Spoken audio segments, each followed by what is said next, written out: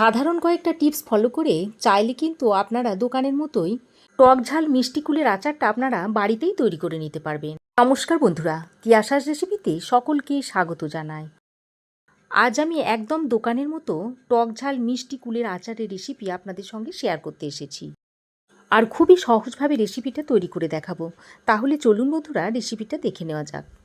এখানে আমি 1 কেজি মতো কুল নিয়েছি। আর কুলটাকে খুব বেশি শুকালে হবে না, একটু এরকম নরম থাকতে থাকতে কুলের আচারটা তৈরি করে নিতে হবে। এবার আমি এই কুলগুলোকে জল দিয়ে ভালো করে ধুয়ে নেব। তো দেখুন, কলের ফ্রেশ জল দিয়ে আমি কুলগুলোকে ভালো করে ধুয়ে নিচ্ছি। তো কুলগুলোকে 3-4 বার জল পাল্টে পাল্টে ধুয়ে নেবার পর দেখুন এরকম একটা ফ্রেশ জল বেরিয়েছে। কুলটাকে আমি 4-5 বার জল পাল্টে পাল্টে ভালো করে ধুয়ে নিয়েছি। তারপরে আরও একটু ফ্রেশ জল দিয়ে কুলটাকে ভিজিয়ে রেখে দেবো এইভাবে 1 ঘন্টা। কুলগুলোকে আমি 1 ঘন্টা জলে ভিজিয়ে রেখে দিয়েছিলাম। এবার এই কুলগুলোকে ছেঁকে তুলে নিচ্ছি।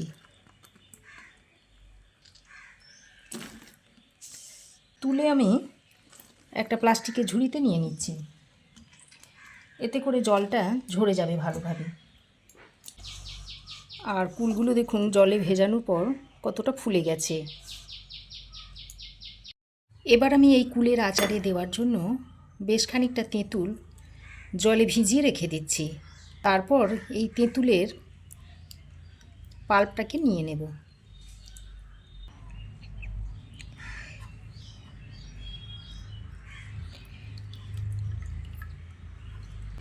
তো তেঁতুলের পাল্পটাকে আমি রেডি করে নিয়েছি।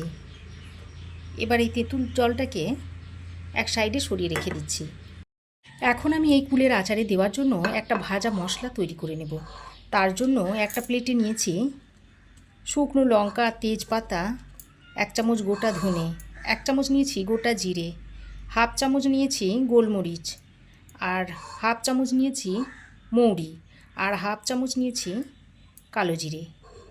এবার এগুলোকে শুকনো কড়াইয়ে দিয়ে ভেজে নেব। প্রথমে আমি তেজপাতা আর শুকনো লঙ্কাটাকে দিয়ে দিয়েছি। তেজপাতা আর শুকনো লঙ্কা যেহেতু ভাজতে একটু সময় বেশি লাগে, তাই আমি এই দুটোকে আগে দিয়ে দিয়েছি। তারপর এইভাবে চেপে চেপে সেঁকে নিচ্ছি।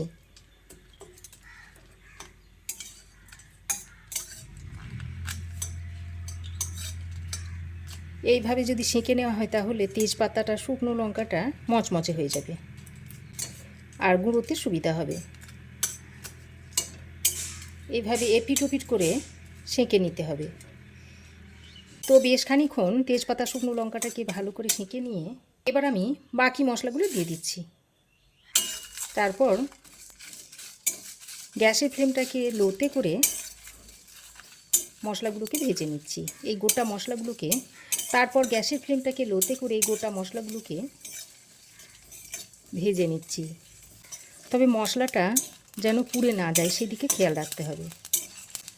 আর দেখুন মশলাটা চটপট করতে শুরু করেছে। এই পর্যায়ে মশলাটাকে নামিয়ে নেব। এখন গ্যাসের ফ্লেমটাকে বন্ধ করে মশলাটাকে আমি একটা পাত্রের মধ্যে নামিয়ে নিচ্ছি। এবার এটা একটু হালকা ঠান্ডা হলে গুঁড়ো করে নেব। এখন আমি ওই কড়াইতে অল্প সামান্য পরিমাণে একটু জল দিয়ে দিচ্ছি। আমি এখানে একটা পাত্রে 1 কেজি মতো গুড় নিয়েছি। সেই 1 কেজি গুড়টা এই কড়াইতে দিয়ে দিচ্ছি।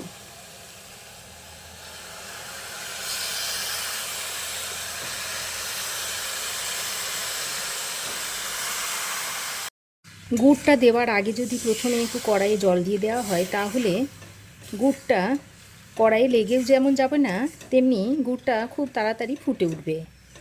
এবার গুড়টা দিয়ে ভালো করে নেড়েচেড়ে মিশিয়ে গুড়টাকে একটু গলিয়ে নিতে হবে।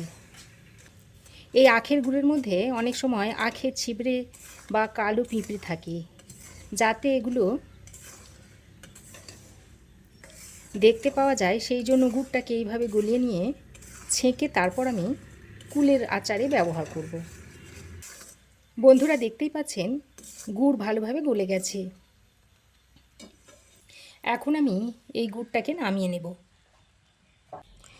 তারপর এই গুড়টাকে একটা পাত্রের মধ্যে ছেঁকে রেখে দিচ্ছি।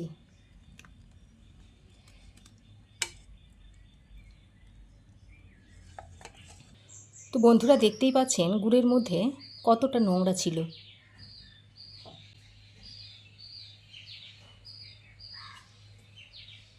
এবার আমি আচারটা তৈরি করার জন্য গ্যাসে একটা বড় কড়াই বসিয়ে দিয়েছি। এবার কড়াইটা গরম করে এর মধ্যে দিয়ে দিচ্ছি এই 100 গ্রাম মতো সর্ষের তেল।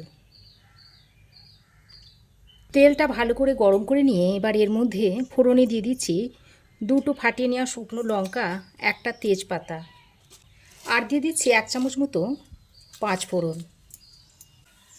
এবার আমি ফোড়নটাকে কয়েক সেকেন্ড ভেজে নিচ্ছি। তারপর এর মধ্যে আমি জল ঝরিয়ে রাখা কুলগুলো দিয়ে দিচ্ছি। সঙ্গে অল্প পরিমাণে একটু সাদা নুন আর 1/2 চামচ মতো হলুদের গুঁড়ো দিয়ে দিচ্ছি। তারপর কুলগুলোকে ভালো করে নেড়ে চেড়ে মিশিয়ে নিচ্ছি। বন্ধুরা, আজকে আমি একদম বাজারে যেভাবে কুলের আচার কিনতে পাওয়া যায় ঠিক সেই রকম কুলের আচার আপনাদের তৈরি করে দেখাচ্ছি। কুলটাকে এইভাবে তেলের সঙ্গে বেশ কিছুক্ষণ ভুনে নিতে হবে, অর্থাৎ কষিয়ে নিতে হবে।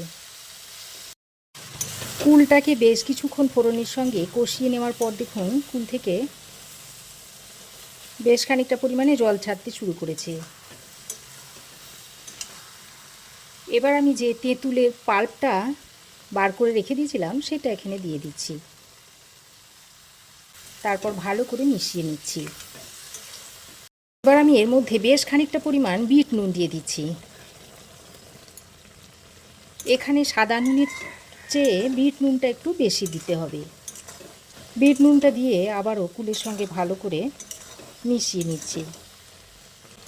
এবার দেখুন যে মশলাটা ভেজে রেখেছিলাম সেটাকে ঠিক এই রকম করে হালকা একটু দানা দানা রেখে গুঁড়ো করে নিয়েছি। এবার এই মশলা থেকে অর্ধেকটা পরিমাণ এই কুলের মধ্যে এখন দিয়ে দিচ্ছি, আর বাকি অর্ধেকটা আমি পরে দেব। ভাজা মশলাটা দিয়ে আবারও কুলের সঙ্গে খুব ভালো করে মিশিয়ে নিচ্ছি। আর জলটা অনেকটাই দেখুন শুকিয়ে গেছে, একটু মাখো মাখো হয়ে গেছে। এবার যে গুড়টাকে ছেঁকে রেখে দিয়েছিলাম সেটা এখানে দিয়ে দিচ্ছি।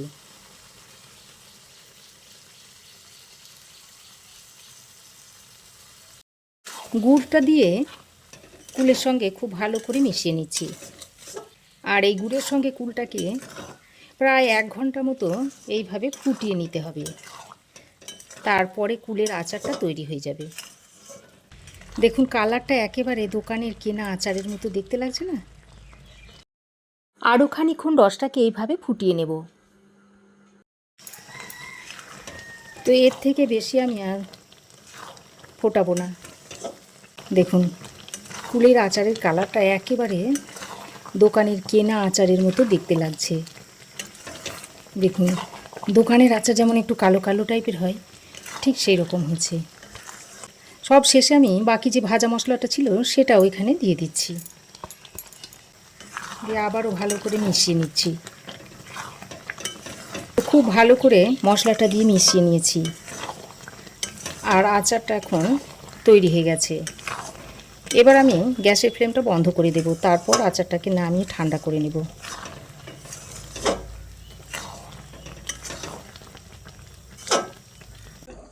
দেখুন ঠান্ডা হবার পর আচারটা দেখুন দেখতে কত সুন্দর হয়েছে। আচারটাকে দীর্ঘদিন ভালো রাখার জন্য এই রকম কাঁচের বয়ামে ভরে রাখবেন, প্লাস্টিকে ভরবেন না। প্লাস্টিকে ভরলে আচার তাড়াতাড়ি নষ্ট হয়ে যাবে।